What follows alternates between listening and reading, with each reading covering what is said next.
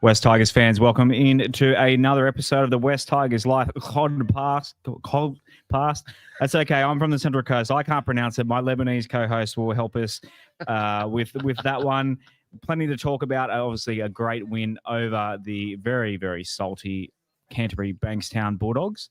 Let's relive that beautiful win again on another episode of West Tigers Life.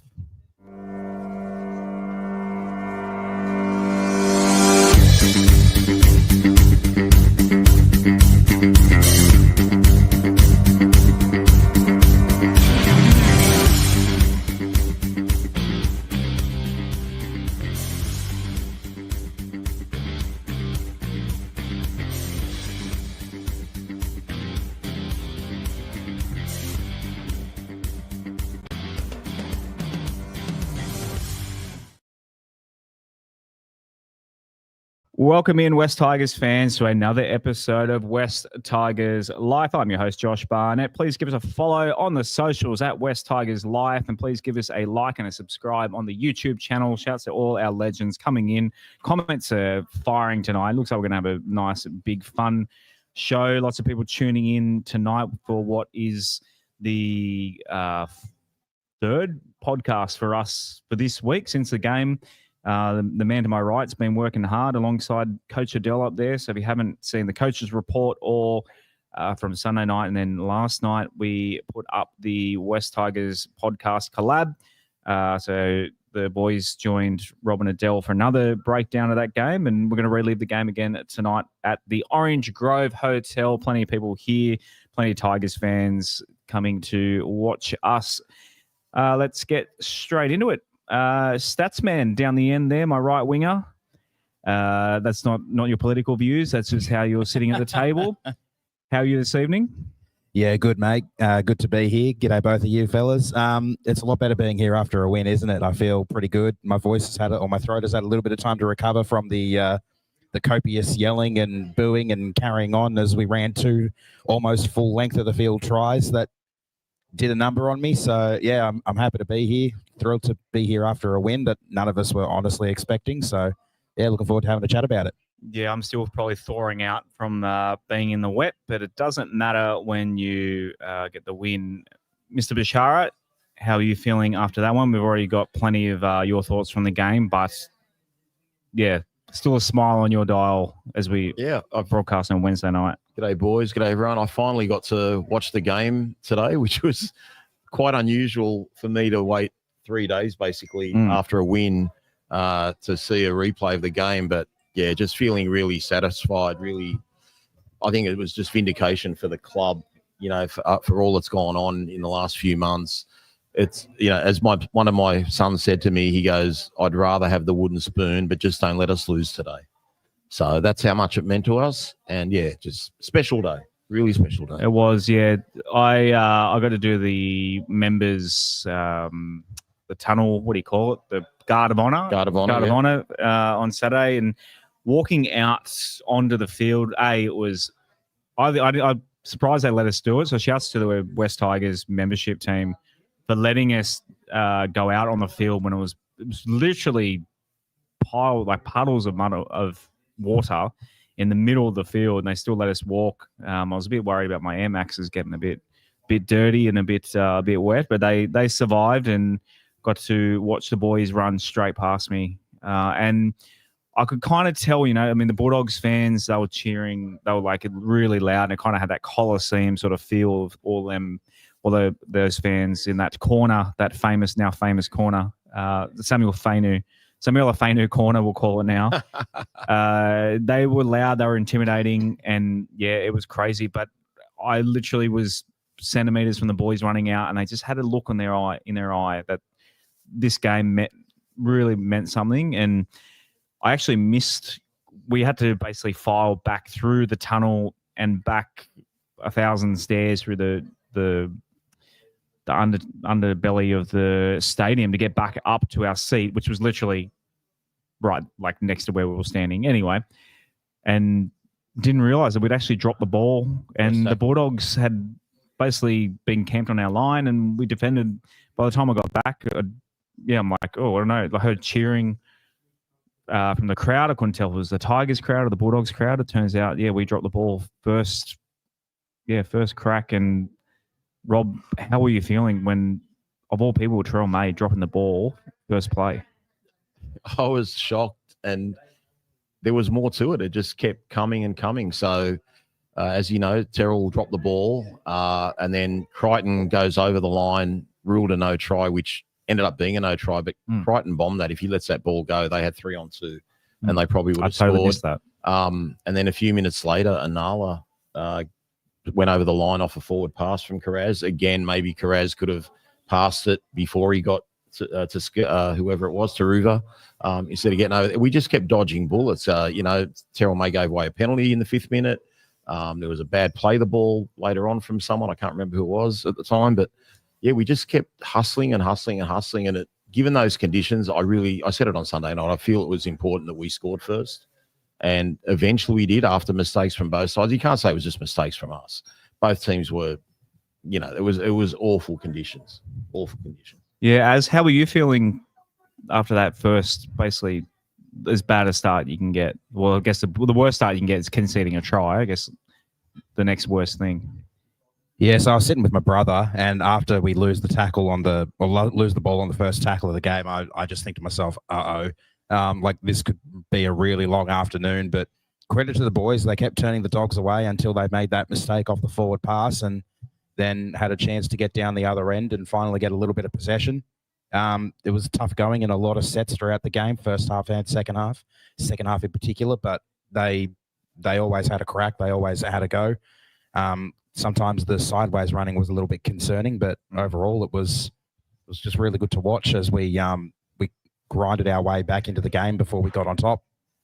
We'll get into a bit more of a deep dive, shall I say, of the West Tigers. That's another one. He's the fourth podcast. He's in our comments now, so keep an eye out give NRL Deep Dive a follow on YouTube, because the man to my right will be appearing on it very soon, I believe tomorrow morning. I'm interested to see how Geordie chopped 29 minutes into 9 minutes, so that's going to be fun. But yeah, we had a really good chat.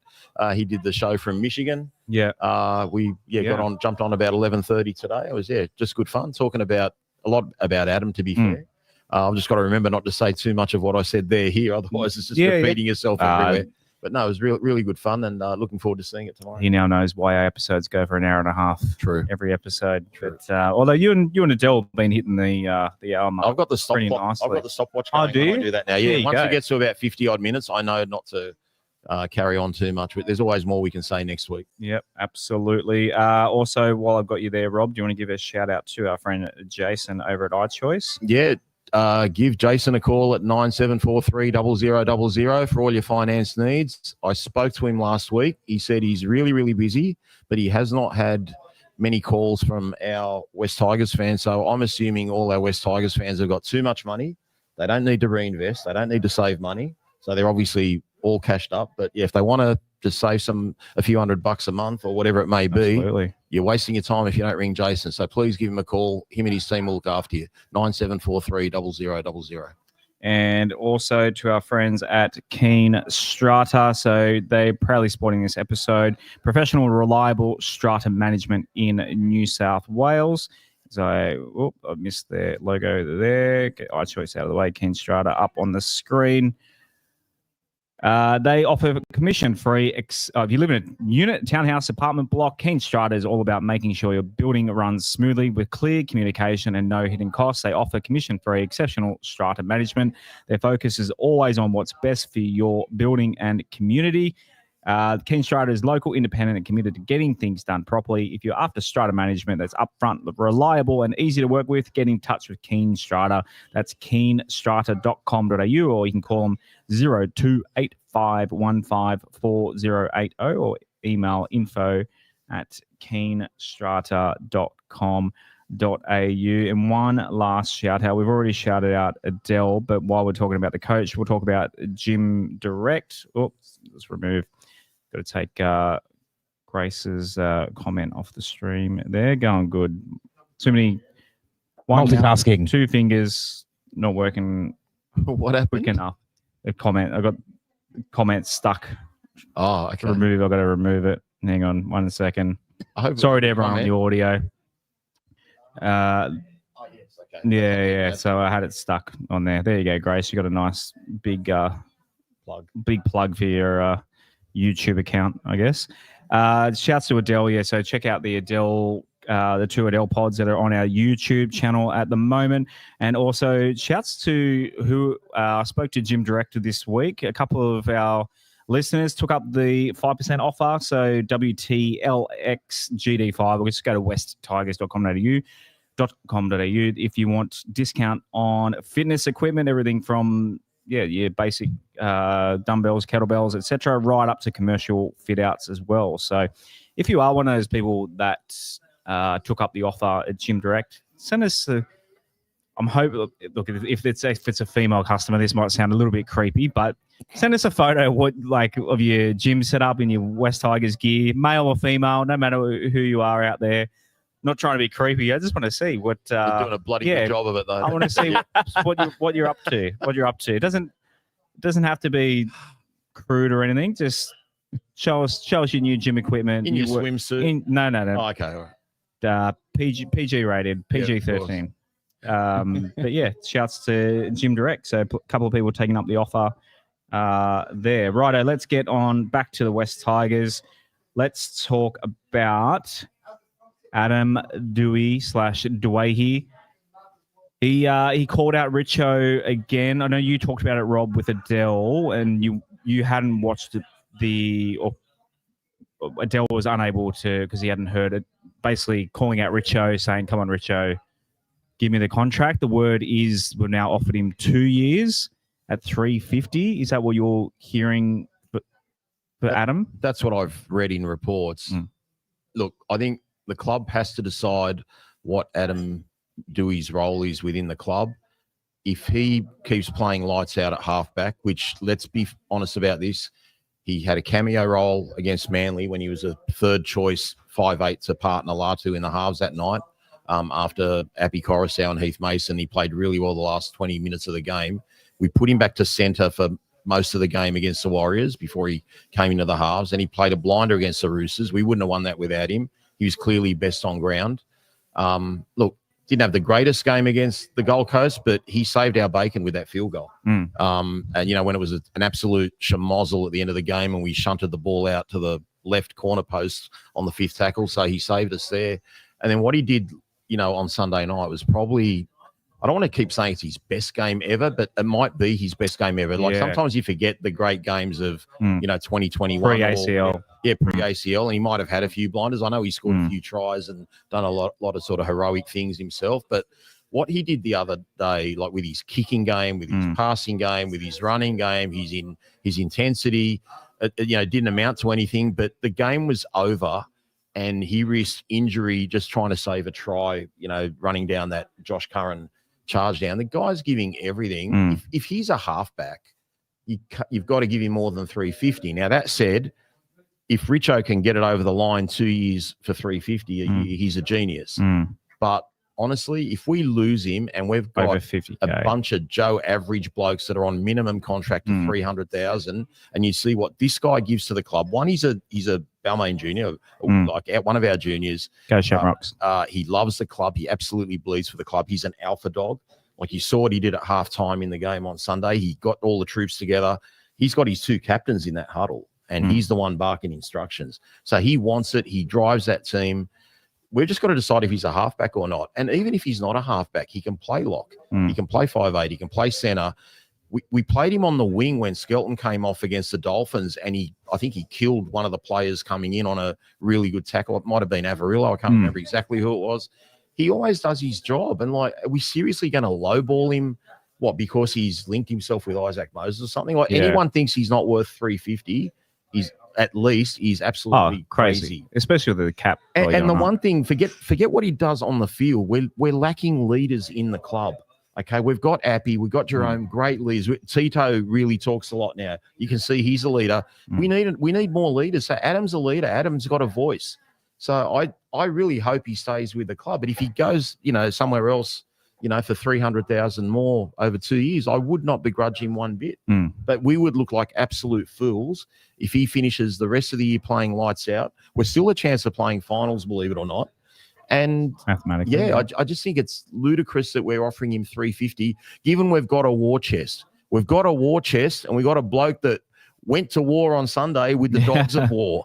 Okay, like use it. Dogs of war. We must have 2 or 3 million in that war chest. Yeah. Everyone's left us, mate. Clemmer, Bateman, Galvin, De Silva. We've let go of Fata Ape. We're going to let go of these other blokes that wanted to take legal action, whether they are Tumith and all these other guys on a minimum contract. What have we got to sign? KPP and Taylor May, and we can't balance that out. Yeah, for sure.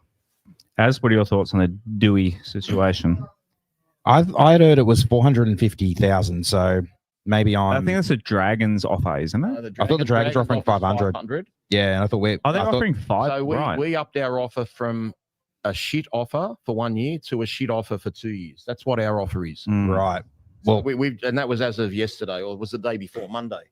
Richo came out and said, we're not changing the amount, but we're going to give him an extra year. So I don't know how that's showing faith for what he did. Put it this way, guys. If Jerome Luai had the game Adam Doueihi did on Sunday, we'd be saying he's worth every bit of that $1.2 million. Yeah. Okay. We're offering Adam 30% of that money. Okay. That's roughly, just not fair. It's not like, I know he's had ACL issues, et cetera. He's asked everything of him. He played most of the year at centre, which isn't his natural position. Reward a bloke for what he's doing and pay him what he's worth. Don't lowball a bloke that loves the club. 100%. Sorry, if he does get bulked up and plays lock next year, if he stays at the club, the lock is starting to become one of those positions where it's a little bit of a playmaking position at some clubs. You want a mobile, agile lock forward to be a bit of a link man between. Well, we've got Latu doing the forwards and the mids, the forwards and the backs. So I mean, I feel like even if he does become a lock next year, he's probably worth a little bit more than a decent bit more than what the club is offering him. So, like you said, Rob, if we've got the war chest, we might as well throw some cash at him, because if he continues to have games like he did against the Bulldogs, we'll be getting our value for money if we would offer him like 600, 650. It's probably because they haven't trained like this pre-season, but when Adam's been at lock, it just still looks a bit clunky to me. It doesn't like. Adam wants to be the guy making the decisions, taking the kicks, doing a lot. So really, it's up to Benji to decide: do I want Adam as a number 7 next year, or do I want Latu as a number 7? And I'm all for Latu Fainu. I love him. I was critical of Benji actually dropping him to the bench on the weekend, because I don't think I wouldn't have thought that's great for his confidence or his development. And I'd rather lose and let him develop than win and then get rid of the bloke. So getting rid of Adam, that is. So we've just got to decide what we want as a club. And I think Adam's just asking a lot of questions of, put it this way, we all thought he was gone. We bought Jock Madden last week, so we thought we don't need another backup half. We all assumed Adam was going to go because we know he wants to play in the halves. And now he's just had this absolute brilliant game on Sunday. And now the club's thinking, shit, are we, what do we do here? Like, what if he has another good game next week against Manly? But everyone's saying, oh, he's not consistent. When he's been the chief playmaker, he's been consistent. When the second half against made Jerome look better too. Like Jerome's 100%. Been out giving Jerome the freedom. Exactly. Yeah. Exactly. He's playing straight. So I mean, Latu's what, 19, 20? Maybe I'm at the stage now to think maybe we should be patient with Latu for another year. He's got the hamstring issues. This has flipped everything, mate. If you asked me 2 weeks ago, it's like Latu. Yeah. Now what I even saw from the second half from Latu, he'll handle that lock role. He'll run, he tackles great, and he can still ball play. Yeah. And he doesn't have to play big minutes. I think it's, if you turn Adam into, bulk him up in the off season, then there's no chance of him going back to ever play centre or halves, or he'd just be way too slow. But he showed a lot of toe. Yeah, in that second try, or what it was, the only try he likes a heavy, when he picked it up, and heavy loves track, a heavy obviously. Track. He loves a heavy 10. And honestly, Canterbury should be scratched the next time there's a 10. They have been shit on heavy track surfaces this year. It's raining again this weekend, so who have they got this weekend? New Zealand. Oh, New Zealand. Where's that at? A call. I remember to lock my window. Upset watch. See what happens. Yeah, no. For me, I'm at the stage now where. And the thing about the halves too is as much as physicality, you need the brains and the experience as well. So I love Latu and I think he's the future. But yeah, Adam, it's at the point now where I'm like, in saying that, we've always said Adam is a great halves. We've seen it. We've preached this for years. There's a lot of people. I call him out because I tease him a lot. Gary Watson, for the last 2 years, number one AD bagging the crap out of AD. He's come around. He's come around and saying, "Well, you know what? Well, he's impressed I wouldn't me. say he's come around, but we shouldn't, sort of put all our eggs on 1 month of footy. But what he's shown, on the weekend in particular, that against the top 4 team, that was huge. You know, the number one thing for me as well is from a sentimental point of view. Adam Doueihi and Safar are pretty much the only guys have been here through all the spoons, all the shit, dragged through the mud, so to speak, for years and years. And nothing would be greater than Adam rising to the top with us. It would be so sad for him to go to another club and us keep going on this path to, who knows, the finals. We play a finals game without Adam Doueihi. Like he deserves, man, of all the players, he deserves to be playing in a semi-final in a Tigers jersey. And it would be so sad that he goes to the Dragons or whoever and doesn't get to. He's also a Tigers junior. Yeah, Tigers junior. Our main junior, isn't he? And see, there's people, Dundas Shamrocks and people pushing back on social media saying, "Oh, but look how long he was injured for, blah, blah, blah. He owes the club." Like, he came to the club on fullbacks money. He was probably on about 650, 700. Yeah. Okay. But then the last contract he took was 1 year minimum contract. Like, this was basically a trial all year. Yeah. And he never sulked in the centres. He did his job. He's defended mostly really well in the centres. He's had the odd missed tackle like every human being does in the centres. But he's given it his all. And just to say, oh, well, you know what? He's not part of our plan. See you later.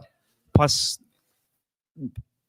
knock on wood, the injury concerns that people have, it's at the point of his career where the money you could probably turn into a Justin Olam situation. I forgot about him well. too. We let go of him. Yeah. There's more money we got now. Yeah, so, yeah, just pay the man.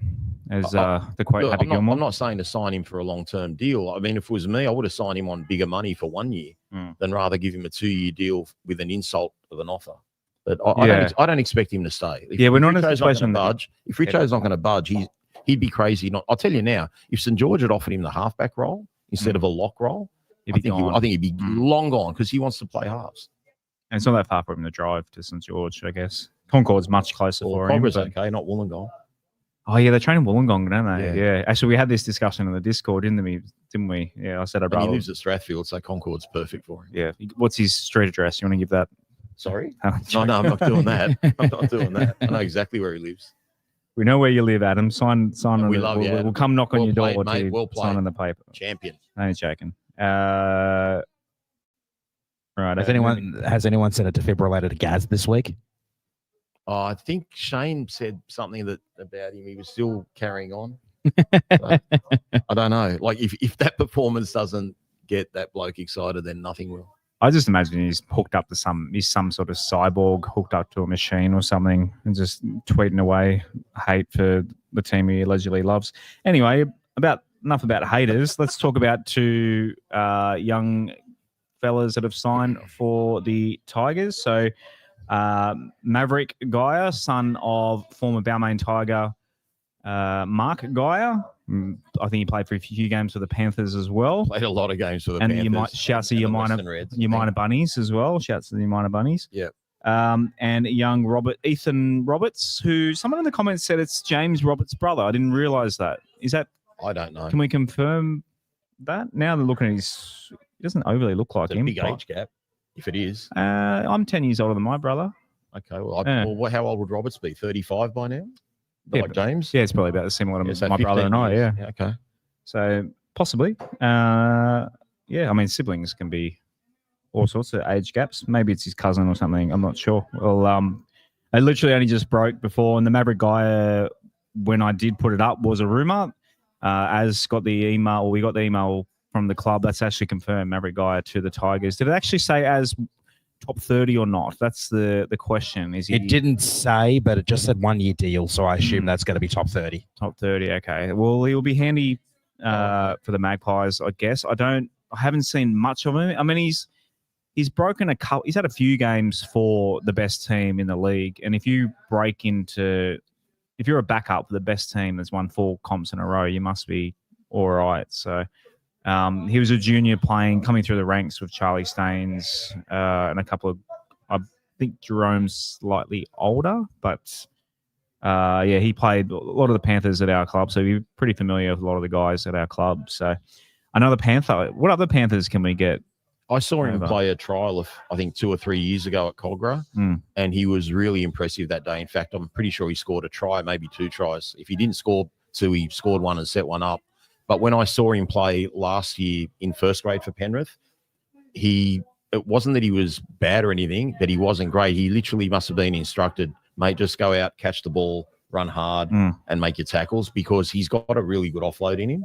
But he didn't really produce any sort of offloads when I saw him in first grade. Hopefully, coming to a club like ours where Benji encourages promoting the ball, and I think we're the leading offloading team in the comp. He'll do a job. It's only 1 year, so I don't think we've got too much to lose. And Roberts is a 2-year deal. I did ask Adele about this tonight because I don't know anything about Ethan Roberts. Yeah, he said Ethan's a good signing.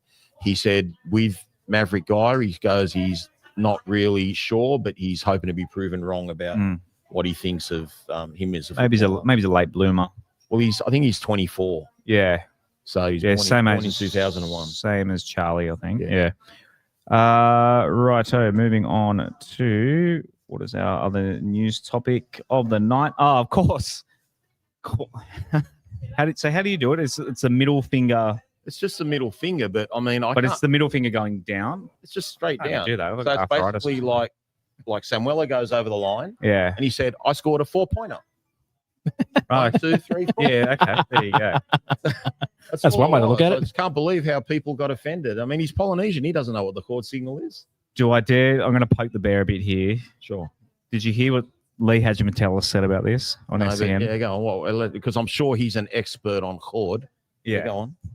Lee Hadjimatella said he was surprised that Polynesian players would do this. Why would Polynesian players be so culturally insensitive?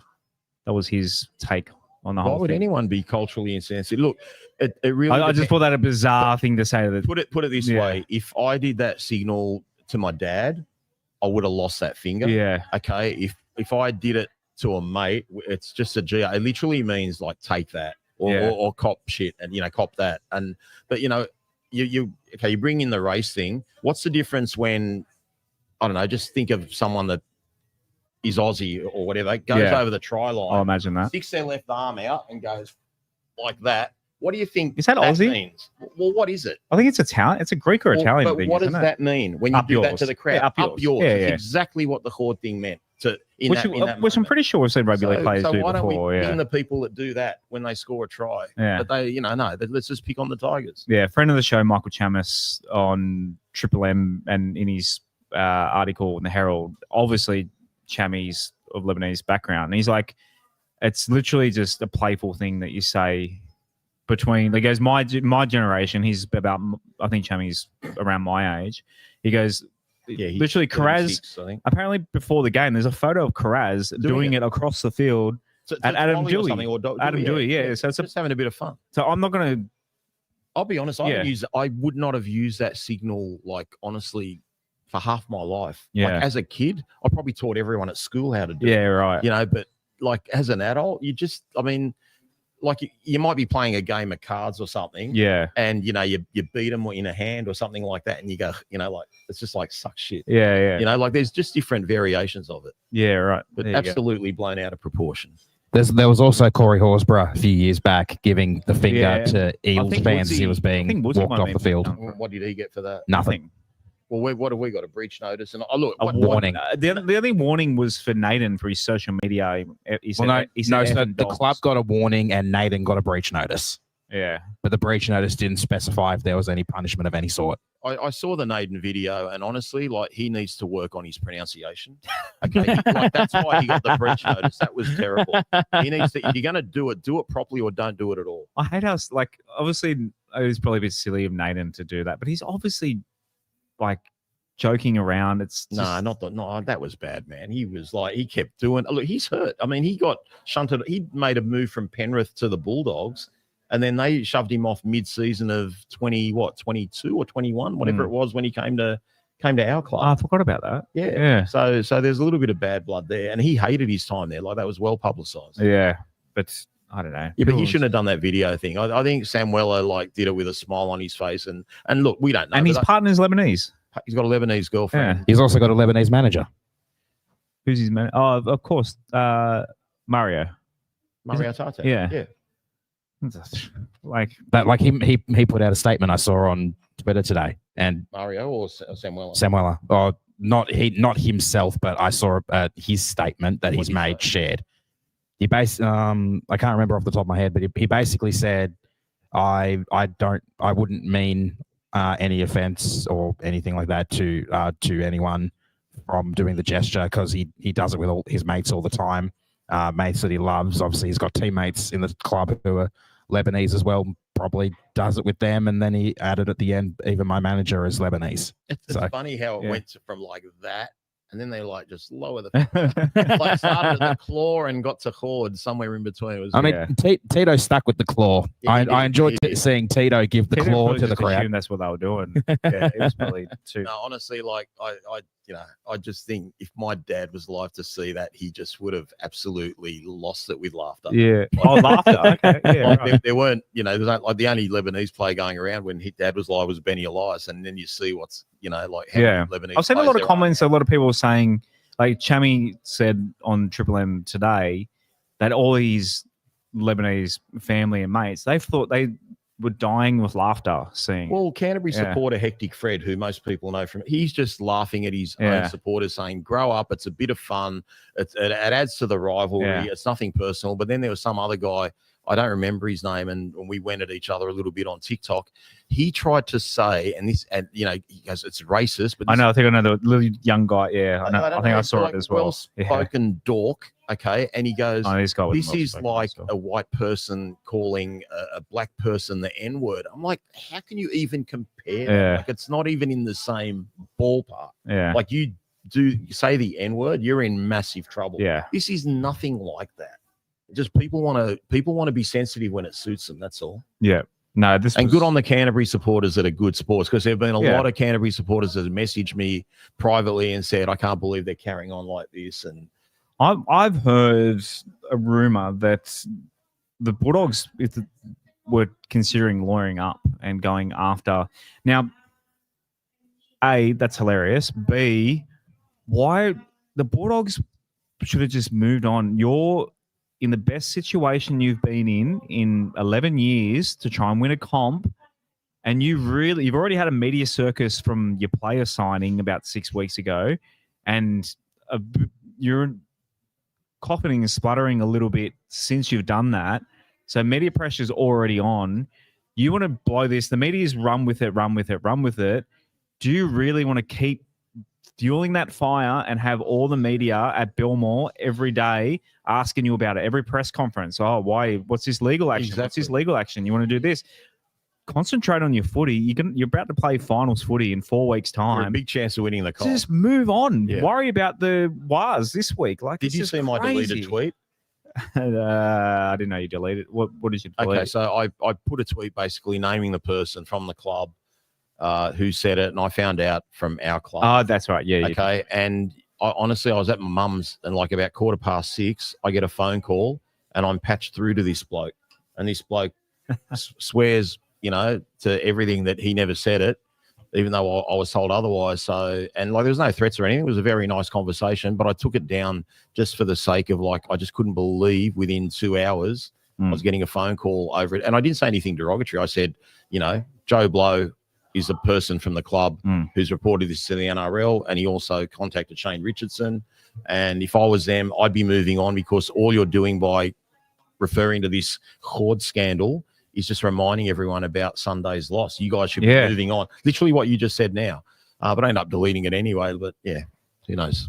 Yeah, it's. And I still have. I was promised I'd be told who from the club actually reported the NRL, and 2 days later, I still haven't found out.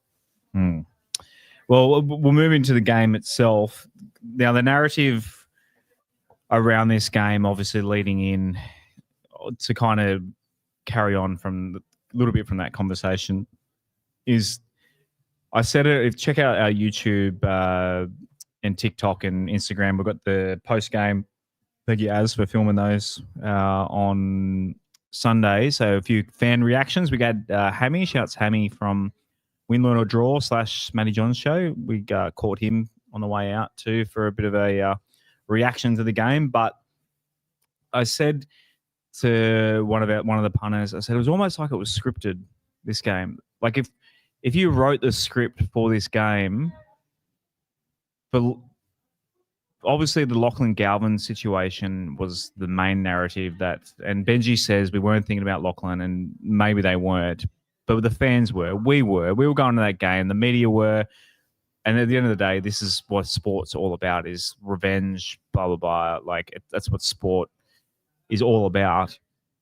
And when Lachlan Galvin pulls his hands away from trying to catch the ball from Crichton. Yeah, in the 60th minute or whatever. A sliding doors moment on Lachlan Galvin against the Tigers.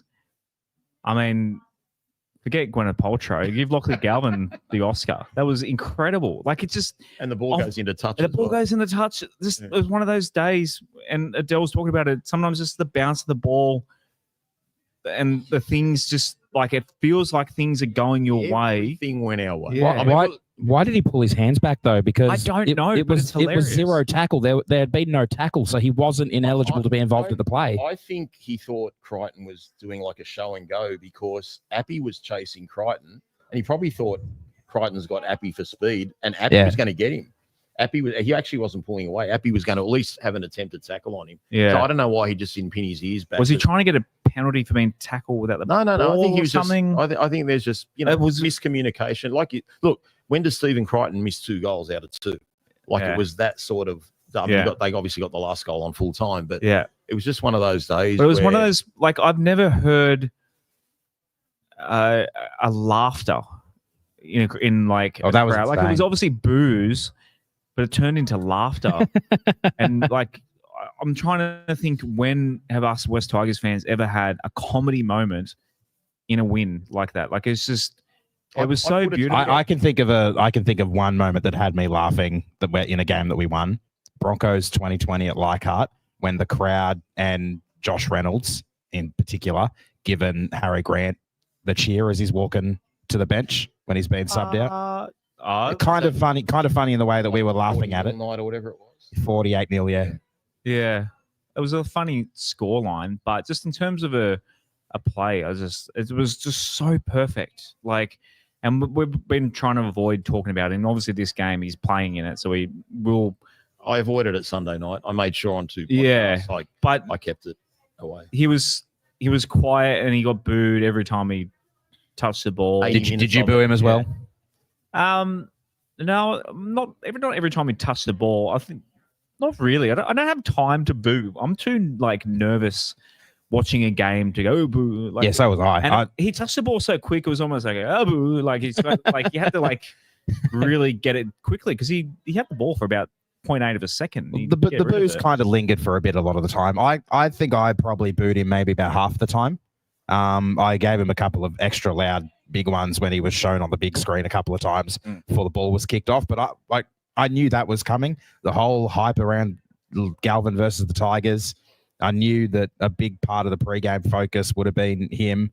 I should have put in the Discord, like, what's the over-under on how many times Galvin's going to be shown pre-game and before kickoff. So I'd be very interested to know during the Fox pre-game how many times he was shown on TV. I was saying Doueihi. You guys were at the game. I hope you've watched it since, if you've had a chance to watch the game since Sunday night. No, I've watched it today. The sound coming through the TV, it was like a semi-final. At least our fans, like, that's how amped up. Our fans wanted this. They wanted this so and we're badly. probably 40% of the crowd, I reckon. Yeah, no. Do you reckon that's really 60-40 to the Dogs? Yeah, probably. Yeah. I mean, that northern or southern end, whichever one it is, Yeah, it was, that we were running kinda to in split. the second half, yeah, that was primarily blue. yeah. And away there was a fair smattering of blue all around the rest of the place. So I'd say, yeah, you're pretty close to Yeah, just bang on there. 40. And I actually got a tweet out about the game while the game was still going. Like, who would have thought that Saturday night that I could actually like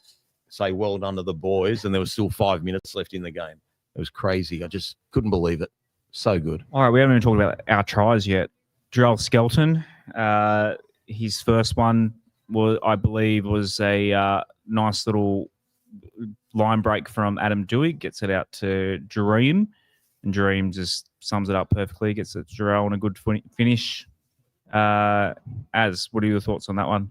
Yeah, so that was off the back of the penalty against Viliami Kikau for not being eligible for the play. Yeah, downtown. That's the word I was looking for. Yep. And then, yeah, the nice little offload from Adam, I think it was, who got stood up in the tackle, didn't get fully wrapped up, was able to get the ball away, and a few quick passes, and out goes Skelton in the corner. I wasn't fully confident about this one live until we had the confirmation that he had scored it. But, yeah, great try to start the game. Good for a $350,000 player to brush off Viliami Kikau, have Sam Hughes around his legs, fend Max King off, and then pass the ball to Buller, who gives it to Skelton. So he's beaten half the Canterbury pack there, basically. God, he had a good game. He had a great game. He was so good all game. Dream Buller got, again, Adam Doueihi, hands all over it, picks up the... It was Adam Doueihi. Yeah, so it was broken field. Broken. No. He went from dummy half. Oh, that's right. No, yeah. So he went short side. The second one was broken play. They put a kick, and the markers, I think it was Kikau. Kikau had a shocker, by the way. Kikau and Marnie were terrible. But Kikau was still the most damaging player with the ball, though, like with his post-contact meters. So many errors. But anyway, Kikau and Bronson Cherry were markers, and they didn't get the marker properly, so Adam goes down the blind side. Probably trying to get a penalty, much as anything. He's probably just trying to cheat 15 meters, and it just opened up. Yeah. But yeah, like when Buller got the ball, all of Strathfield heard it. Yeah. It was so good. There's nothing like Buller in full flight. Pass was... It was forward. I don't care. Yeah. I don't care. We're 10 tries against. And the thing is, all the Bulldogs fans complaining about us, but how many times have we complained about a forward pass? And they're, you can't complain when you lose by blah, blah, blah. Go watch Selwyn Cobbo's pass to Billy Walters. That's the one I referenced on Twitter. Cleary last week. Yeah, okay. When we go back to whatever round it was. Round 5. Okay, that's not even that's the length of these two tables forward.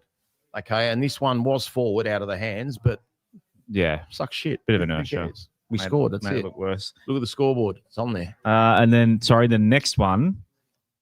Talking about the next one was a grubber kick from Appy to. It was too many tries to. Beautiful little grubber. Yeah, beautiful little grubber. Appy had an underrated game, and that was on the back of something too. Aaron, can you remember what that was? I think I wrote it down and I've forgotten what it is. Was that off a penalty off the scrum?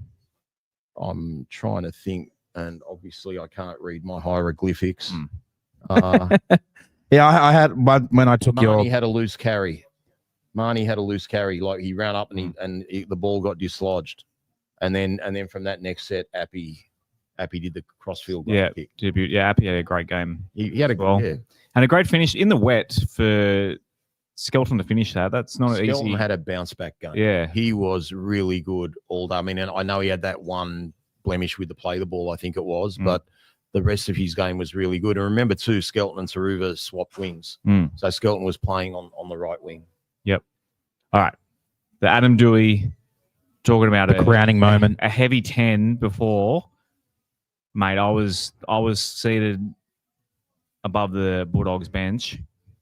I was riding. You talked about the Flemington Straight on Sunday night. Oh, we were booting him home. I was riding him home. Booting him home. I was riding him home. Go, Adam, go. Oh, my God. I was absolute lunatic. Everyone over in my vicinity up in my part of the grandstand, or your part of the grandstand normally as well, just pointing, get down there, Adam. Get down there, Adam. It was absolutely nuts. At that moment, I said to myself, you idiot, you should have been at the game.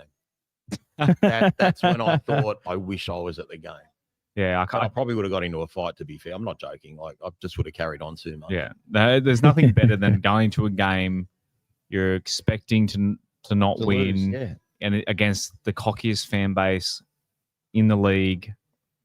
Oh my God. It was just, I didn't care that I probably almost got pneumonia from standing in the rain. It was incredible. What a day. It What a was day. great day. I got absolutely saturated walking to the stadium, but those seats up there And are. that's an 80-meter run. We're not talking like a Yeah. 40-meter, 50-meter run. He picked it up on the 20. He's a stayer. So he's a wet tracker. His mother was a mother. The 5-minute curse for us, the 5 minutes before halftime. The Bulldogs scored through Preston. Off the back of 2 set restarts. Were you guys worried? Were you worried when that happened, Rob? Look, we're West Tigers fans. It's never over till it's over. Yeah. Contrary to what Adele says, okay, until Adam kicked the conversion from Samuela's try to make it 20 the diff and Canterbury needing 4 scores with 9 minutes left. I was the same. That's when I know, like, okay, we're pretty good here. I tell you what, Rob, I was a little bit worse than you. I wasn't confident in the win until less than 5 minutes to go. And who was it who made? And it was Tuala who made the error with less than 5 minutes to go. That was when I was like, okay, now I can finally relax. Yeah, once it became a How many 4-try. How many people, Wait. when Seyfarth got sin bin? I mean, we'll get onto that. Oh, but when Seyfarth got sin bin, I bet you just half the West Tigers fan base said, "That's it, we're gone." I said it, Yeah, like not out loud, but in my head. I said it straight away, like, that's it. Yeah, That'll be it. They'll I don't come know, back here. That was what minute was that? About the 60th.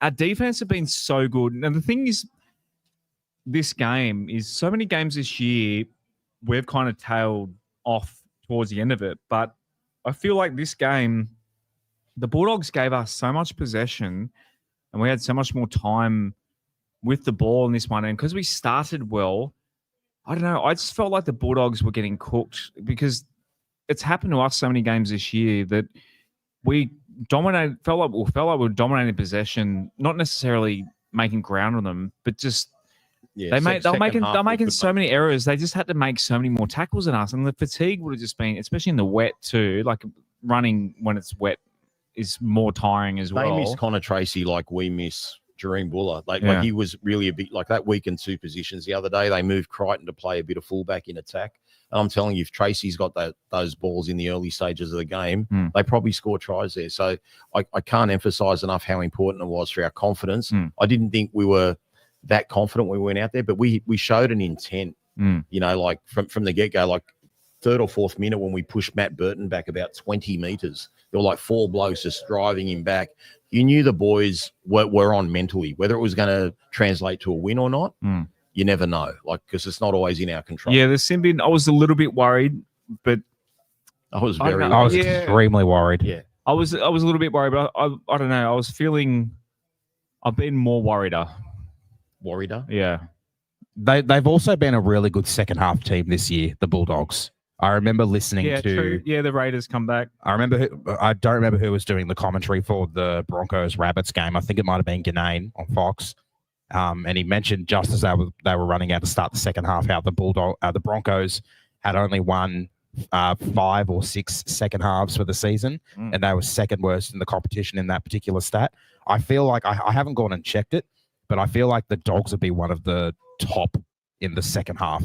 This year, well, like they've been brilliant in the second half. So and the conditions definitely suited us. Like obviously it nullifies. Yeah, nullifies their attack. that made me a bit more confident too, because scoring at that point they were 3 tries behind.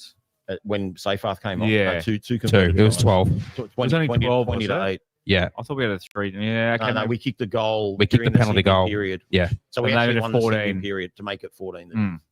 But what I was going to say is, like, wet weather is such a leveler, and the fact that Canterbury like moving the ball around, because it's wet, you can't really use the sidelines. Yeah. So in effect, the field is a bit narrower. It's a bit smaller, and that's something that's, you know, in our favour. You just got to, like, all these things add up. Like, I think we played them regularly in the wet, we'd probably beat them because it just takes away. Like, you're not going to go near the sidelines when it's wet. Yeah. So they've literally got a narrower field to play in. Yep. And they've got forwards with really good footwork, like they're small forwards. Yeah. In boggy conditions, you can't do it as much. So it was just a day that was always the football gods. In hindsight, it was always going to suit us, but never did I see it coming. You know, Shano rang me before the game and said, or texted me. I said, mate, I hope we get off 0 today. Like, we got 2 points against Penrith. Like, and it's pissing down rain. I'm like, I hope we score today. Like, that's where my head was at. He said that, or you said that? I said I hope we score today. And he was like, I just got a funny feeling we're going to win. I'm like, well, that's good. You've had that funny feeling for fucking 11 weeks. It's about time it came true. Well, he had the funny feeling against the Roosters too, didn't he? We got the win there. Yeah. Yep. Well, if you have it every week, it's going to happen eventually. The Crichton non-sin bin.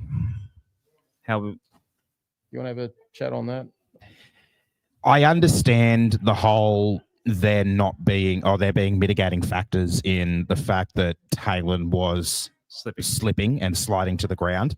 But in saying that, the thing that pisses me off is all season this year, the NRL have proven that they take outcome into consideration when deciding punishments.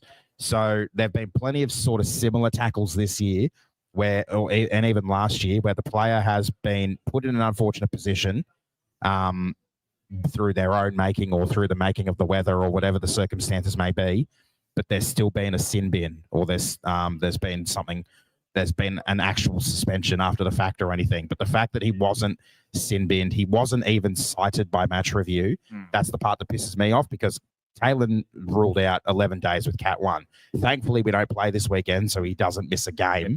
But in saying that, if he's been ruled out Cat 1 and the NRL are showing that they're taking outcome into consideration when deciding punishments, which, by the way, I don't agree with. I don't think that they should consider what happens to the player when deciding on the punishment for the offending player. Yeah. The AFL are very similar in this. They also do the same thing where they take into consideration what happened to the player, like they get medical reports from the club of the injured player or what have you, and that is used in deciding the punishment. I don't agree with that at all, but if they've set the precedent, then why aren't they continuing with it? That's the thing that annoys me. Look, I think if a player's slipping over, and I feel like James Tedesco and Reece Walsh are the two biggest culprits of their running style.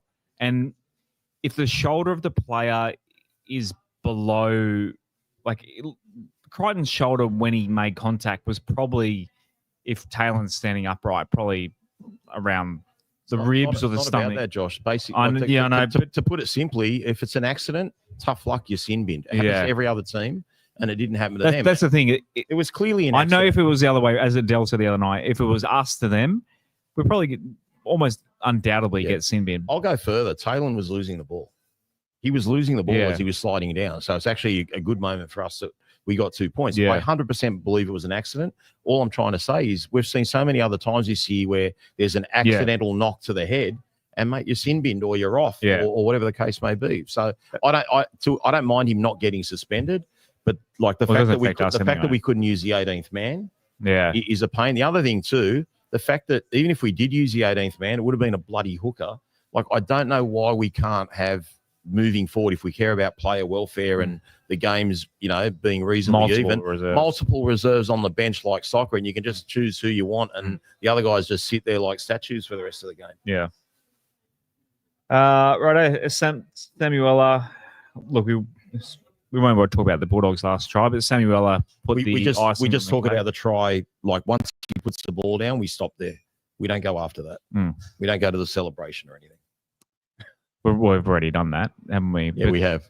Adele, we put a clip up of Adele breaking this down, this play from Jerome. He mentioned that he noticed that Crichton, when he did do the inside pass to Lockie, had caught the ball at second slip. And he was on his back foot. On his heels, as Adele said. Yeah. So Jerome actually kind of anticipated this, shapes the kick, goes around, hits Samuela with a very flat pass. Extremely flat. Very flat. Flat as the earth. We'll take it. As we said before, we've been called. We've had plenty from the southern hemisphere and over the equator. But Samuela scores and celebrations. Look, once you're right, the conversion mathematically for me was when I was like, we're home. Yeah, because with that, the conversion golden point was still and I'd remind everyone, whatever it was, round 2 or round 3, 2005, we're up 36-18 against Canterbury at Acor, and Anasta went ballistic, and they got back to 36 all in a few minutes of footy before Scotty Prince field goal. Yeah. So it had to be a 20-point lead for me to feel 100% comfortable. Let's not talk about We won. Penrith Park in 2000. No. The Hopewadi. The hop off the turnbuckle. Yeah. So we've been hurt before. So We have. all right. Anything else? We might as well go on to the player ratings. So thank you to everyone who's submitted their ratings. Apologies again. I stuffed up the form again. Obviously, it wasn't my fault that Staffatoa was ruled out. withdrawn. So We found out a day before, but did we? yeah, we did. What's your Discord? Oh, there's 1,000 messages going on. Got to be all on the time. Discord, guys, if send you want me to a keep text. up with what's going on in the world here. So I've missed a couple here, but Dream Buller 8.2, Sania Taruva 7.3. Naden obviously was a late inclusion, so I forgot to put him. I set the form before the team changes. Didn't have time to change it. Taylor May, I did have time, I just forgot.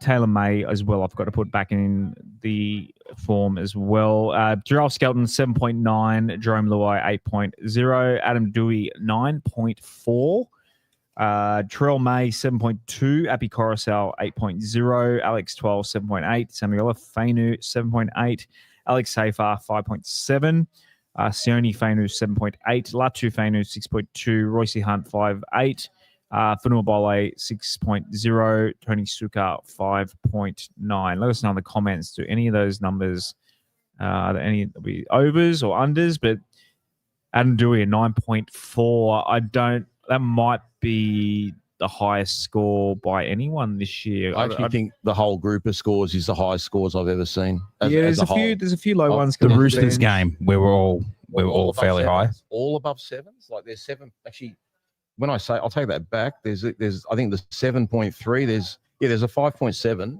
5.8 and a 5. Safe off, yeah. Still, there's a dozen there that are like, very high up. Yeah. Yeah, 9.4 for Adam. That has to be the highest score. Well, he had a would have absolute. got 9.5 if Shane Coet actually wrote 10 one day. It's his fault. Might have actually been 9.6.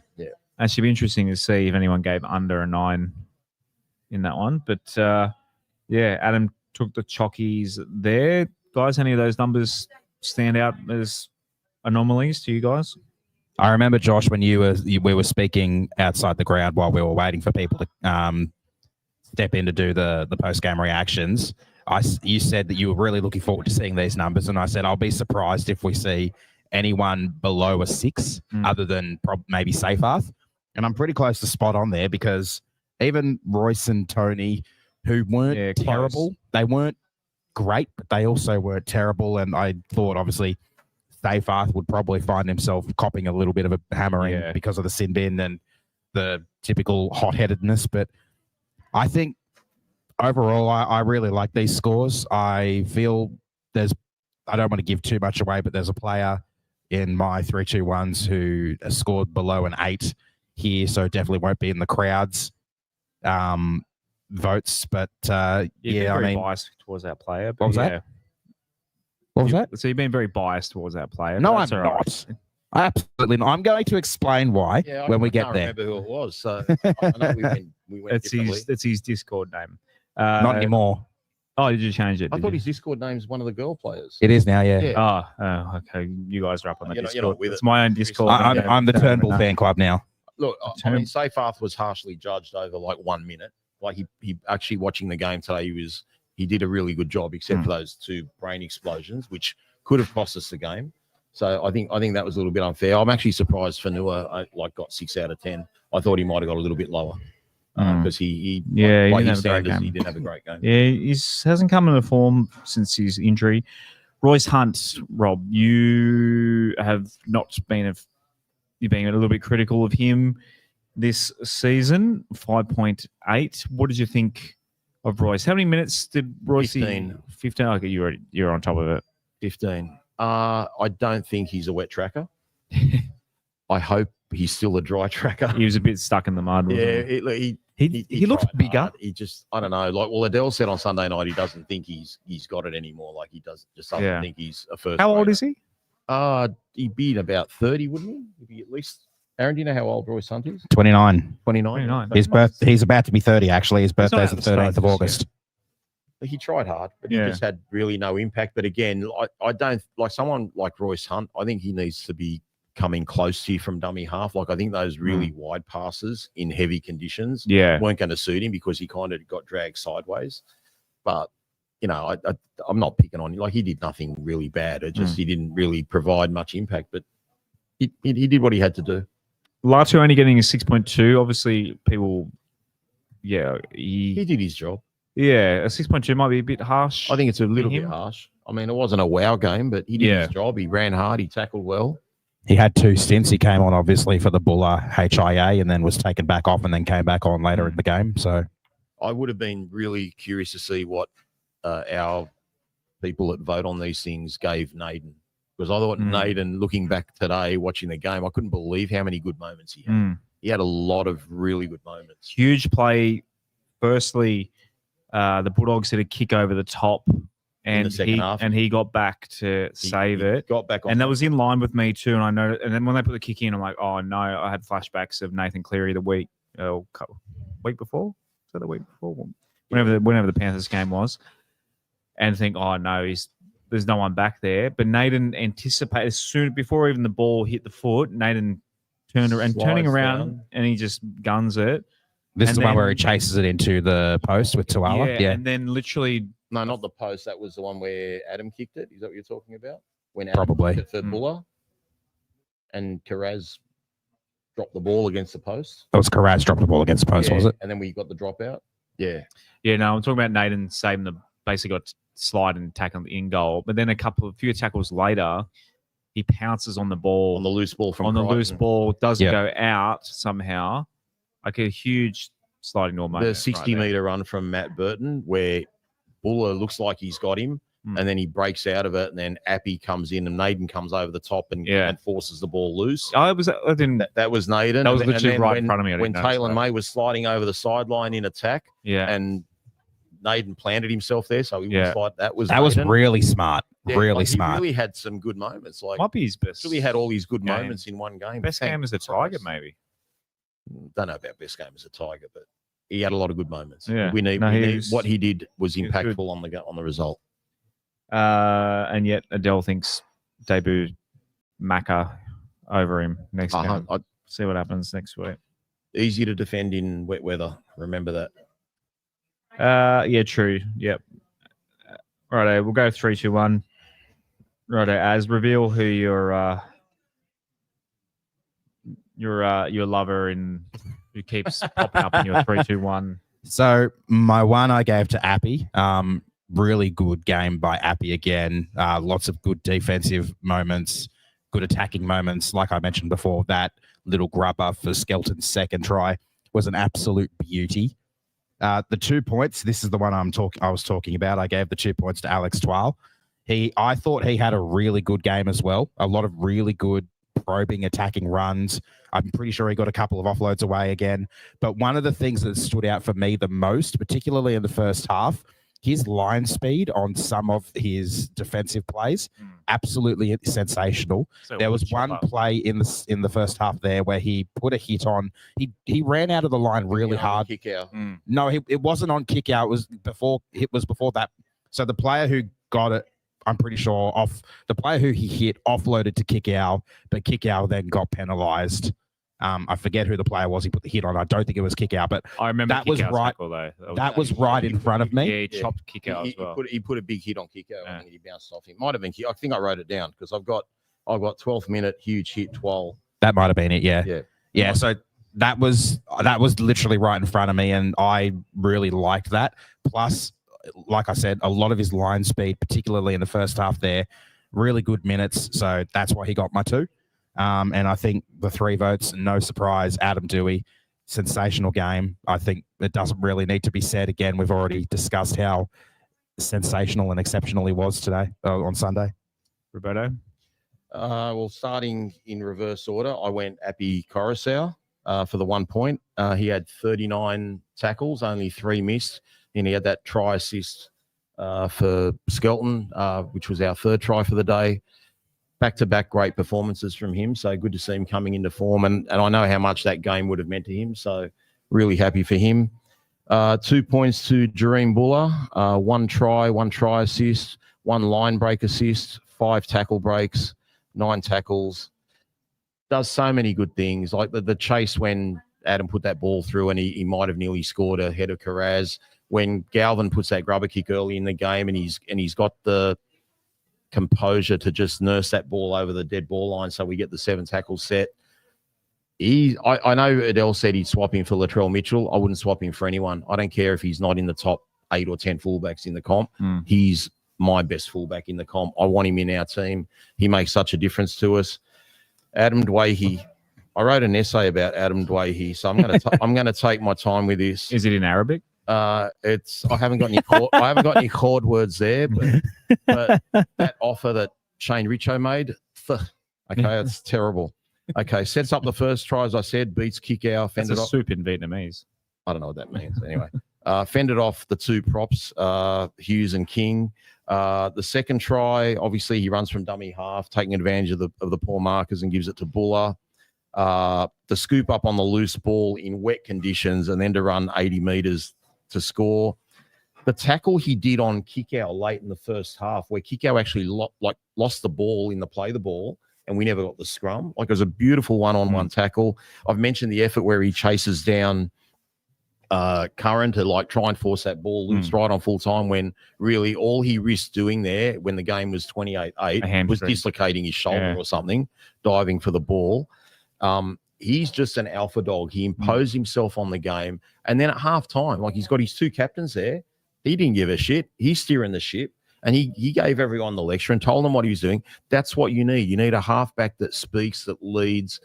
It was his best game. It was his best game for the club. And now there's a real conundrum for all the brains trust at the West Tigers as to what do we do with him moving forward. And they might not have a choice if he decides to leave. So, yeah, if you keep it at 350, I think he deserves to leave.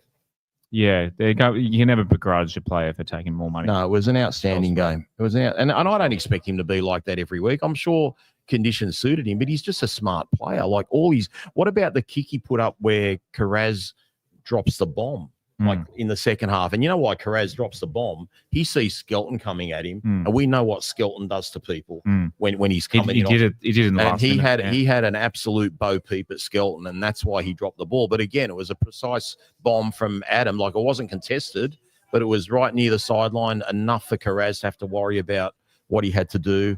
His goal kicking wasn't great. He nailed the first one from the sideline, but he missed a couple that tough condition you'd expect him to make. But most of the year, his goal kicking's been great. I don't know. The guy's doing it all, and we've just lowballed him. I don't get it. If Richo gets it over the line at 350 for 2 years, he's a genius. But wow, I can't believe we're actually, after what he's done the last few weeks, we're going to let him go. There were multiple players this game where I felt stiff not giving the points. I wanted to give Buller points. I wanted to give Sione Fainu points. And I don't think I've been very given him. He really has. Yeah. And there were others. I mean, Appy I gave points to. Jerome I wanted to give points to. There were so many players out there. We'll do a 5-4-3-2-1 next year. No, there's some games we struggle to find 3 players, trust me. Let's leave it as we'll just rank all 17 players 17-1. Holy dooly. Sunday was a good day, boys. It was a Dream very boys, good day. yeah. So Taylor is out. Sorry, Terrell is out in front on 82. Dream's chipping away at him. He's at 67. Adam's there in 37. Appy on 27. Bole is still in 5th on 22. So, you got a lot of points earlier in the year. It's officially a race in 2, boys, with 36 points left up for grabs. 9 each week for 4 weeks. So it's either Terrell or Jareem who's going to win it. All right, plenty of great rants in this one. And like Rob said last week, we do read all of them. So we do appreciate all of them. So I've actually love the comments. I've packed a few more in this week. Always good to read them after a win too. Yeah. Brad O'Connor said, Alex Twal was outstanding. The addition of Ball shows how important he is to our attack and defense. And more importantly, without the ball, he is such a threat to the opposition and opens up those around him. Well done to Benji as well. Love his positional changes and rotation to suit these conditions. Loved Latu coming off the bench in a run-first role. Most impressive, though, was Benji's ability to get the boys in the right set of mind to perform well against strong opposition in awful conditions in an emotional game. We have not performed well on big occasions. Well done, Benji. And thanks to Brad for the nice shout-out he gave you, Aaron, and Adele and myself about this podcast. Oh, did I cut that out? I think you've cut that out. Oh, sorry, Brad. I might have... Don't do any. Actually, he did compliment us. Thank you, Brad. Yeah, appreciate the Thank you, Brad. kind words. That's not why I put it up there. I know. It was a good rant. Shane Collett, I put this up. He did complain last week, so I thought I'll put Shane's up. I read Shane's thing, and as good as it was, there's no way I would have put it up. I would have stirred him. He complained. He pays his Patreon money. No, look, he gets Keen buys Starter me a in beer. black and white. Like, that's enough for him. All right, he gets a Keen Starter in black. There's no orange on the Keen Starter symbol, so we've tried to cater for Shane. Yeah, but we're getting sponsors in. Looking forward to hearing you banter with him later tonight then. Yeah. Shane Collett says, a very courageous win under putrid conditions. Long story short, we handled these conditions way better. Luai and Appy directed play very well, with AD playing the best game he's had in West Tigers colours. Surely he's earned a re-signing. The amount of desperate actions to hold the Dogs out were endless. What a gutsy, wholehearted, gutsy, shouts to Brocker and Airborne, their new single, wholehearted performance. We can beat Manly, Titans and the Cows. All we need is snow in Canberra and we win that 1-2. Now on to a well-deserved break. Good quality, Shane. Nice work. I forgot about that. Hardy said, a great win from the boys. I could tell it was our day when the guys were running on the field. I said to my son how they all looked focused and determined. This is what they can do. They just need to find consistency, and when we do, we will be a force to be reckoned with. On to Bobby Young. It said, aside from winning and AD having a massive first half, which set up the win, the best part was seeing Wonderboy Galvin selfishly call for the ball from Crichton in support in a worse position, surrounded by 3 defenders, and not even catch the ball, and it rolled over the sideline. Too funny. Good win, boys. That effort wins 3 of our next 4 games easily. Please keep bringing that level of performance at a minimum. Up the Tigers. On to Aiden. Aiden says, shout out to Naden. What a return to first grade. A couple of huge plays, such as keeping Talon in field and the tackle on Burton, Buller, Samuela, and Hunt, all great on their returns. Well said. On to, apologies, tick. Doreen, friend of the show, Doreen said, what a game, what a win. We will lick our claws and the doggies can lick their paws. Up yours, doggies. Hashtag sore losers. A lot of rhyming there for a bit. I prefer when Doreen throws in swear words, but that was a good one, Doreen. Nice work. John Newton says, eat a big bag of fat ones, Galvin. Like we said, there were a lot of good ones this week. Classy, John. Joshua. This was Rob's favourite. Do you want to read Joshua Shalala? Can I just see what Joshua on my screen? So Joshua Shalala nearly got the prize this week, but it wasn't quite long enough. He said, all I've got to say is chod. And when I read that, I absolutely lost it. I woke everyone up in the house because I just wasn't expecting to see that. Who picked Tiger Stew? Yeah, I picked Tiger Stew. So Tiger Stew said, I'll admit I was confused with the team changes today. That resonated with me, by the way. That's probably why that was a good start. But perhaps a masterstroke from Coach Benji. This doesn't change the future plans for Latu, but I hope changes some opinions of Benji's coaching ability and the game plans to play and win each game as it comes. Latu will develop and grow. The off-season will bond these connections. But please, Richo, up that offer to Doueihi and get him re-signed, and Taylor May. We have improved and will continue to improve too. It's 5 weeks out to the finals and we are still a slim chance.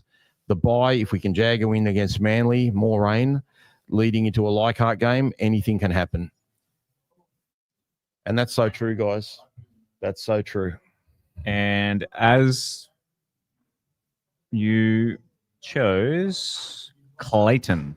Yep. So Clayton said, played brilliantly in the first half, still played better than the Bulldogs in the second half, but not as dominant. Amazing the difference Buller makes to our attack when he's in the side. Re-sign him now. P.S. Loved all the claws at the Bulldogs fans after our last try. Yeah, just claws. Just fun good old-fashioned claws. Claws and paws. Tiger Stew and Clayton, slide into our DMs on any of our socials or podcast at westlife.com, and I'll tell you how to pick up your $20 voucher. Actually, speaking in the Orange Grove Hotel, spoke to Terry before the show tonight. Mm-hmm. He has tickets to Leichhardt for the Cowboys game. So anyone the first person to come next week to watch the show on Wednesday night at the Orange Grove, you can claim free tickets to Leichhardt against the Cowboys. And we're not included in that, are we? As in, we can't take the tickets. Yeah. Well, technically, Josh is always first here. Okay. We'll see. Usually, anyway. I'll be here at 5 o'clock. Yeah. Rob's going to lock the doors so no one can claim those tickets. I'm going Terry's to got pump some everyone tickets. up a little bit, okay? And this is really important. I know we hate the Roosters. We need the Roosters to beat the Dolphins, and we need Canberra to beat Manly. Okay, we've got the bye. Then next week we have to beat Manly. We need the Bulldogs to beat the Roosters, and we need the Broncos to beat the Dolphins.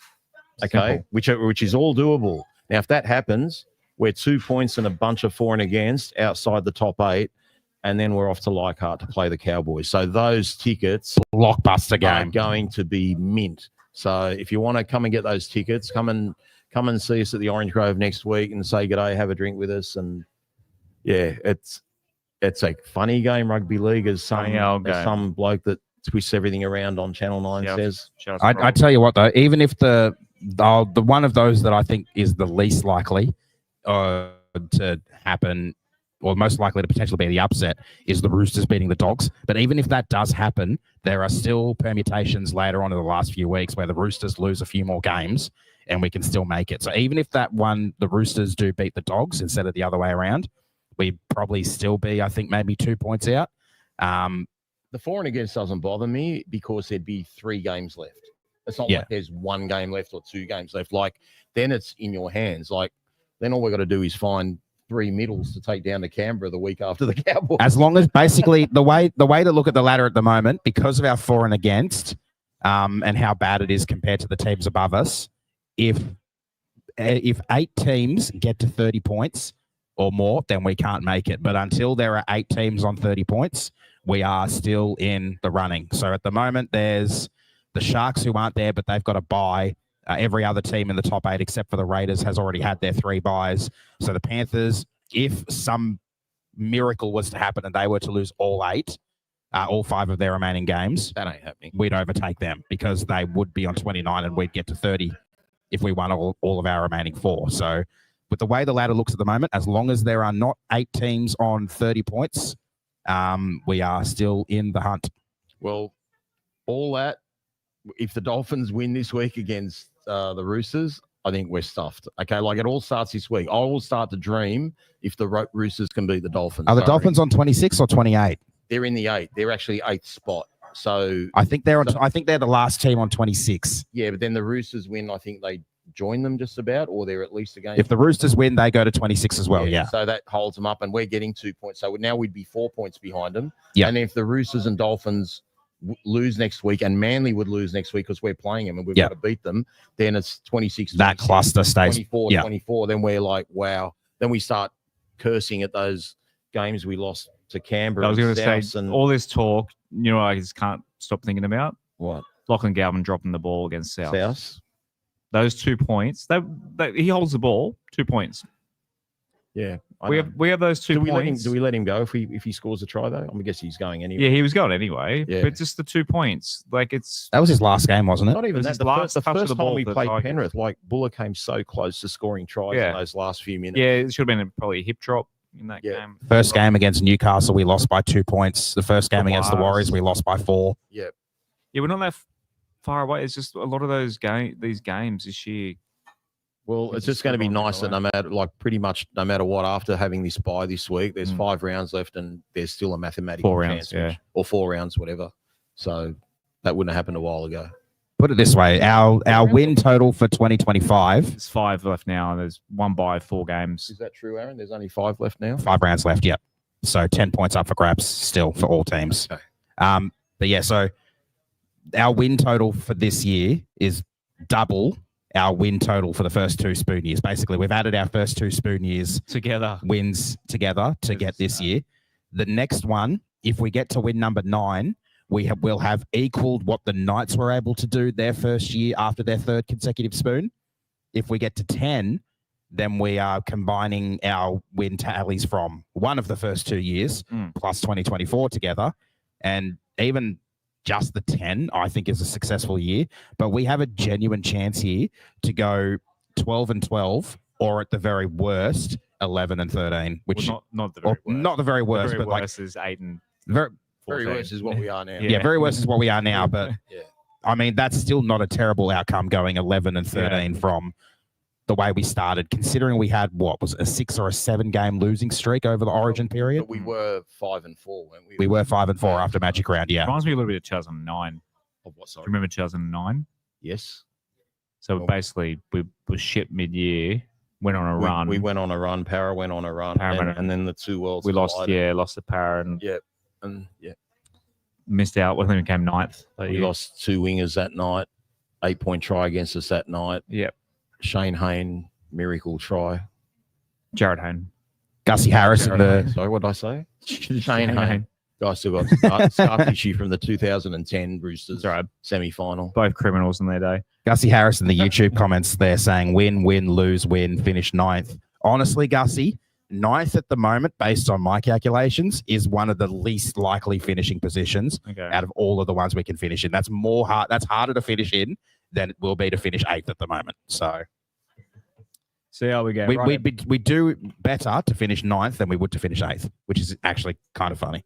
No game to preview. I thought my nice quick show tonight. We're at the hour 20 mark. We're doing our tips for the rest. We were celebrating a win.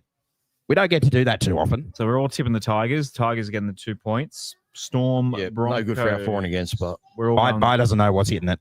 We're all going Storm at home. All going Storm. The Storm have only lost 1 game to Brisbane since 2017, and apparently Michael Maguire has coached against Melbourne 14 times and only won once. There you go. Stats. So the stats are, they're pretty damning. We've all gone Panthers against the Knights. Yep. We've all gone Raiders against the Eagles. Yep. Are the Raiders backing off a little bit? No, they're just not a good defensive team. Okay. They've just got to score a lot of points if they want to win. The rain also probably didn't help them too much. We've all gone Sharkies. Gale force wind at Wollongong as well. Missing players, and I don't know, they were running into that wind in the second half. We've all gone Sharkies away at St George. Yeah, that's a hard game, but unfortunately you got to tip someone. Not that I'm very confident about that. Even harder, Suncorp Dolphins against the Roosters. I've gone Finns. You guys have gone Chooks. I've gone Chooks because Herbie Farnworth's out, and they've. I was wondering why you guys went Roosters. He's gone out for the year, and I think Avarillo's on the wing, so they kind of got a bit of an inexperienced centre. Doesn't mean they can't win. I think if it's dry weather, there'll be tries galore there, but I've really tipped with my heart there. How can I say tipping with my heart when it's the Roosters? But you know what I mean. Yeah. I mean, we need it for our destiny. So don't let us down, you cheating pricks.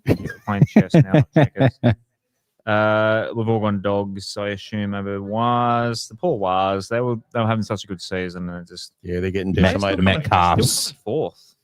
Yeah, they had such a big lead. They had like a 4-point lead over the Broncos and a 5-point lead over the Panthers, but it's now to a 1-point lead over the Panthers. And Laban's out with a broken leg, so that's another injury loss. And Metcalf killed them. So the Panthers are highly likely to slip into the top 4 with 4 rounds to go. I can't remember who they're playing, but their last 3 rounds are tough. They have a rematch against the Storm, and they have a rematch against the Dogs. Yeah, I remember looking at the draw a few weeks ago, and I thought the Waz, or I thought their next Panthers? 3 games were easy, and their last 3 games were hard. Iron sharpens iron, though. They almost lost to the Titans as well. Like the Titans were a genuine chance of beating the Panthers, and they probably should have with the trainer debacle. You've gone Rabbitohs against the Titans I have.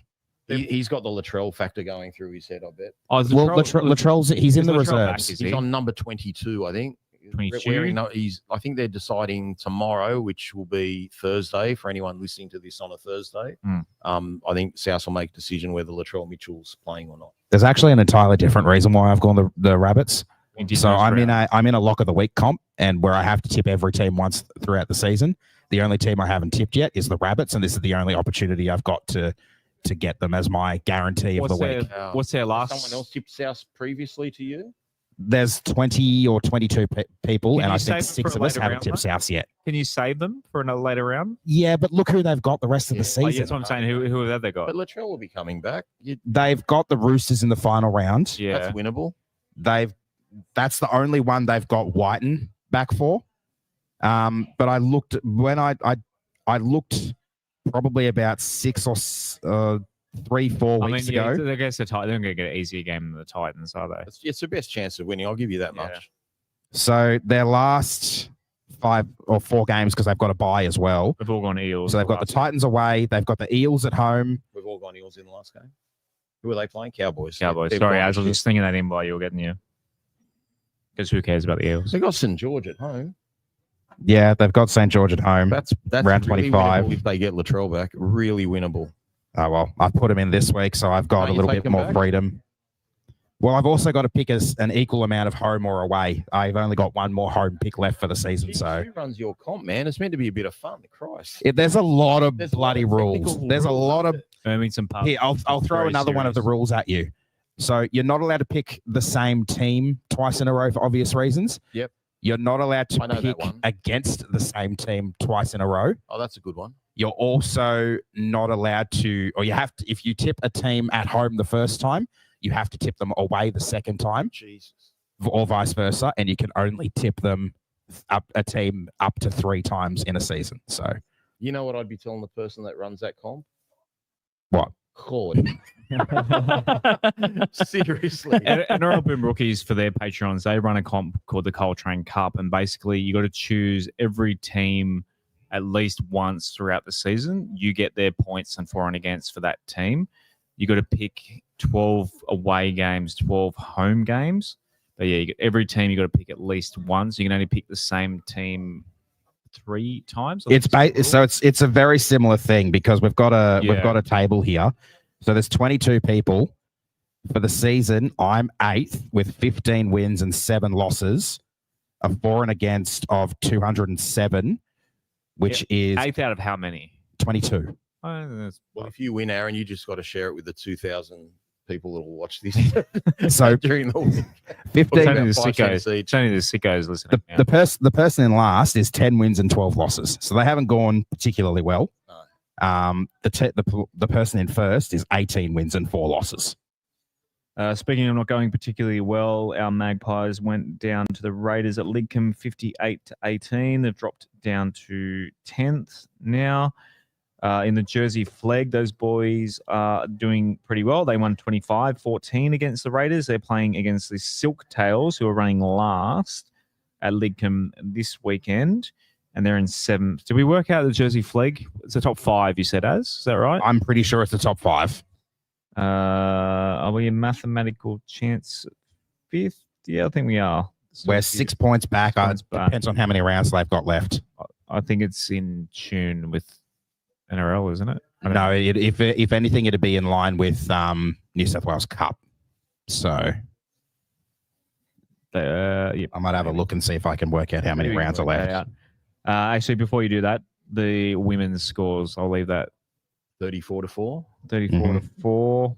Almost a Gussie Harris in reverse there. Never thought of that. The wet weather stops the 44-4. Wet weather honestly could have stopped it from being a fair bit worse than what it actually ended up being. Torrential conditions to start with. Up there. We did well at the start of the game to really hold them off. They threw a lot of attacking opportunities at us. Their forwards and their bench forwards, absolute monsters. I remember calling this game with Sam on his stream. You just reminded me. And I think in their first set or first 2 sets, because they got a penalty for their first set, Atesapule and their other starting front rower, 4, 5, something like that, carries between them in their first 2 sets. Like, they really laid the platform. They scored a really quick try. to take an early lead. We then hit back not long later with an Emily Bass try, which was off a beautiful little grubber kick by Jatea. And then from there, Bass is pretty good underwater. So from there, we kind of just stuck in the grind with them. We ended up going into halftime. I think it might have been 16-4 down. Not long after halftime, the Roosters score again to make it 20-4. At that point, the game is postponed for a lightning delay. So we come back from the lightning delay. There's a conversion attempt, which is successful. And from there, I think for the first 10 minutes after the lightning delay, we were the better of the two teams. But from there, this absolutely star-studded Roosters outfit just steamrolled their way to the finish line. Delay for the first time in yonks, probably since bloody Steve Larkham was playing West Rugby Union Saturday night. Probably not quite Steve Larkham time, but first, have you ever seen cousin of Skelton, the second rower for the Wallabies, Will Skelton? Oh, I've heard of Will Skelton. Is that his cousin? Have you seen him? Like the tall guy? He's enormous. Yeah. So I was so bored watching the rugby, I started Googling the Skelton family tree. So they've got so his brother is playing in, I believe, in a European comp or something. So Will Gerald's other cousin, 6'9", 153 kilos. What are they? NFL. What are they? Yeah, he literally is like Jordan Mailata. Yeah, crazy.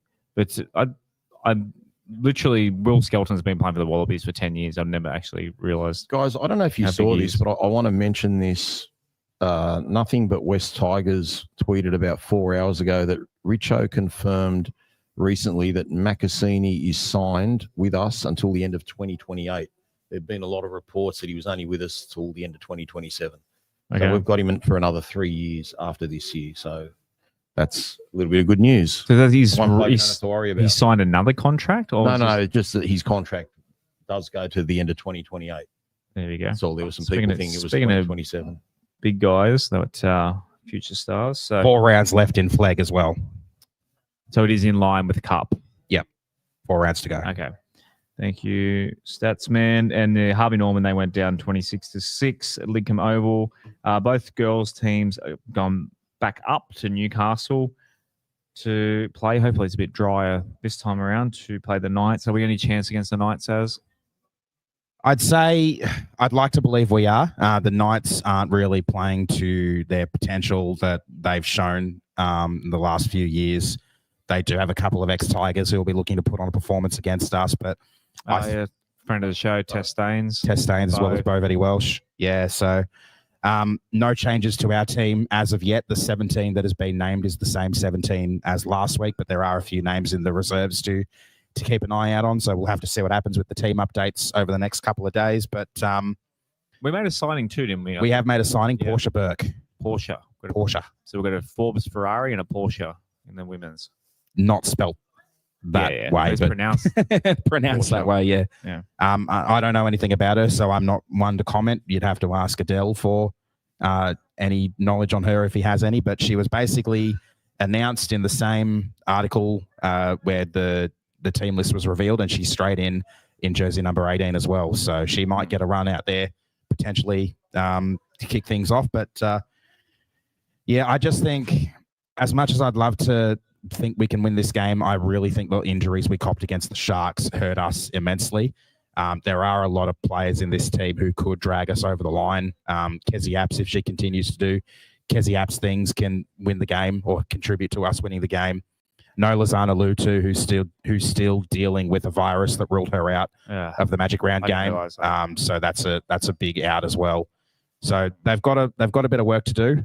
I wouldn't say it's a completely unwinnable game. There is a chance. See if they can take it. What position is Porsche? I don't know. I don't know anything about her. It'd be funny if she was a 9 or 11. Anyway, moving on. Okay.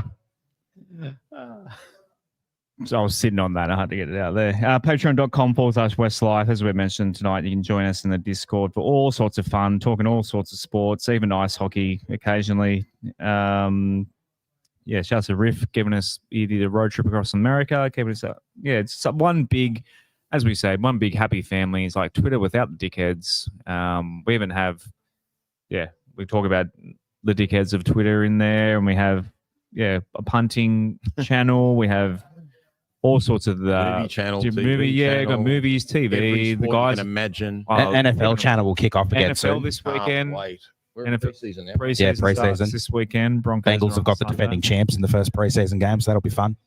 So keen. What I like about preseason NFL is they have Sunday. It's like Saturday night games. So Broncos are Sunday morning. So keen to see. And have you got anything special planned for our Sunday night 7:30 live show that we haven't promoted yet? I'm thinking, can we get maybe a call-in show happening?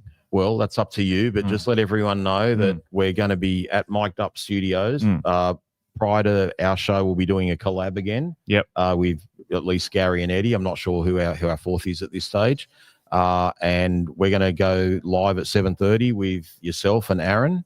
And we've got to come up with a really fun format so people can watch along instead of having to wait 2 or 3 days for Daniel from Mic'd Up to edit it and get it all ready. So he did mention they do have a setup. I get to go to the studio this weekend, do I? Yeah. Oh, nice. I'll take it. Let's go. I haven't done an episode yet, so it'll be my debut doing episode as well. Gussie sent us. Good on you, Gussie. He's a Patreon member. He's a YouTube member. $4.44. $2 this time. He said, okay. "Can we get a big group hug?" We haven't seen Gussie in since the Campbelltown games haven't been on it. The Campbelltown season ended in bloody that's when he ran up to Richo's. Did I tell you about how he ran up to Richo was driving out as we were doing the videos? I remember that. He put my phone camera in Richo's face. You did tell me. Sorry. Sorry, Richo. But good. Love you, Gussie. Not sorry, Richo. Up Doueihi's offer.